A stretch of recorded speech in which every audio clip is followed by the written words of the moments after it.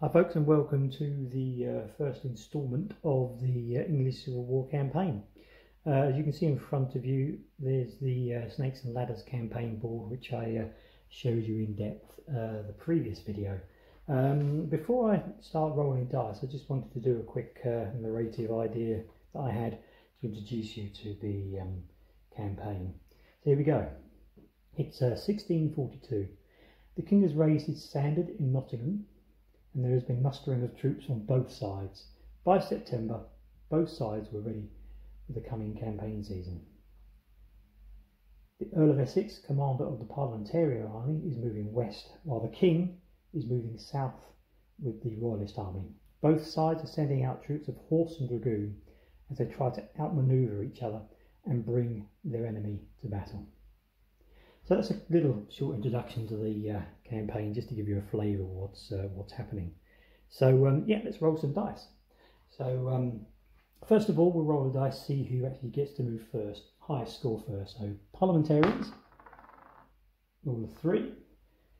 Royalists, also roll a 3. This could go on for quite a while.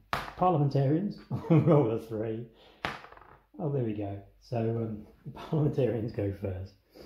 So we'll get to roll the dice first and see how many squares they get to advance. 1. So they've landed on the square. High optimism with the troops, so that gives them a slight advantage, and they move up. So let's see what the Royalists get. They get a 2. So they're there. So the Parliamentarians already have a slight advantage on the Royalists. So if you may remember in the previous video, whatever dice roll the Parliamentarians get, they'll stop on a battle square, and then the battle will be fought out on the tabletop. So 5. So I had a few suggestions from people. One from Alan himself, suggesting about the use of too many raw troops, and so I thought I'd change things around a little bit. I also noticed within the rules that I'm using in the book that there are veterans and trained and raw troops. So I'm going to sort of mix them in with the group at the beginning. But obviously this is 1642, so most of the army, if not all the armies, were made up of raw troops. So yeah, so I'll move the action onto the tabletop. But before I do, I just wanted to go through a couple of things, just to give you an idea of what the battles are going to look like and how I'm going to play them solo.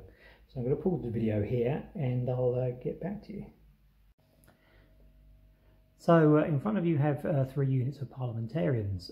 You've got a dragoon unit, and Sir Arthur Hesterbriggs lobsters. What you can see, other than their name tags, of course, is the coloured pins on the name tags. And basically, red represents a raw, a yellow represents trained, and green, there's none of them at the moment, but green would represent veterans. So, because I'm playing the game solo, I'm not going to add in any AI or anything like that to the game. All I'm doing is I'm just going to play the game nice and simply, do the best for both sides. I promise you I will.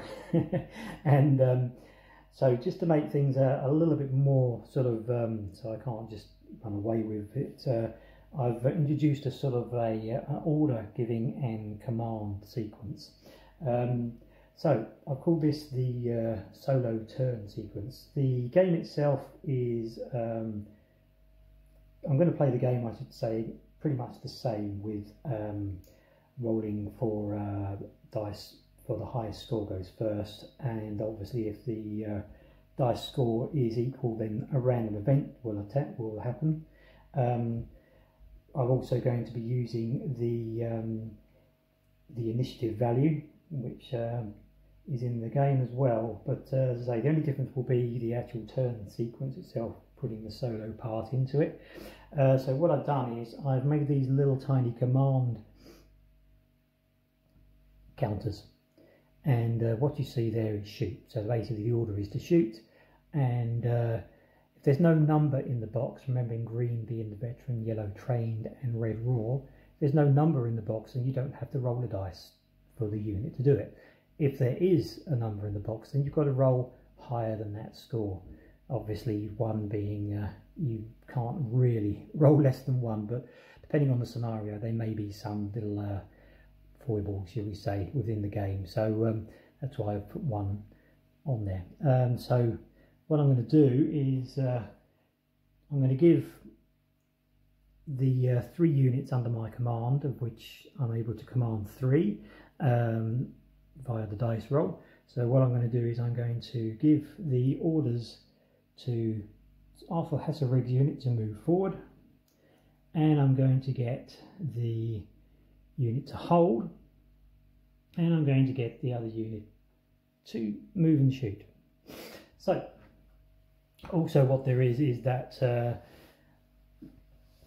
within the sequence, the veteran troops always move first. So if I had a veteran unit, I would have to do his action first, then I would do the train, and then I would pick one of the 2 of the raw units. So let's just roll the dice and see what happens. So I can't roll less than a 1, which is lucky because I actually rolled a 1. And so that means that Arthur Hasselrig's unit can do what is ordered, which is move.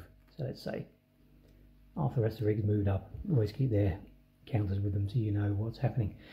Then I'm going to pick this unit, and they're going to hold their position, hopefully. If I roll a 1 or a 1, I'm going to be in trouble. Roll a 6, of course. So they're holding their position, so that's their orders carried out.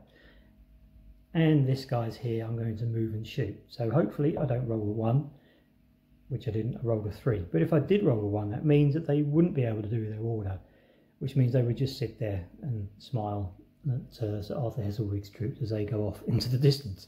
So that's the basic idea of how I'm going to play the game. So when you come to see the battle reports, which I'm not going to do a blow-by-blow account, I'm just going to do a more of a narrative battle reports. When you see these here, you'll get an idea of what's going on.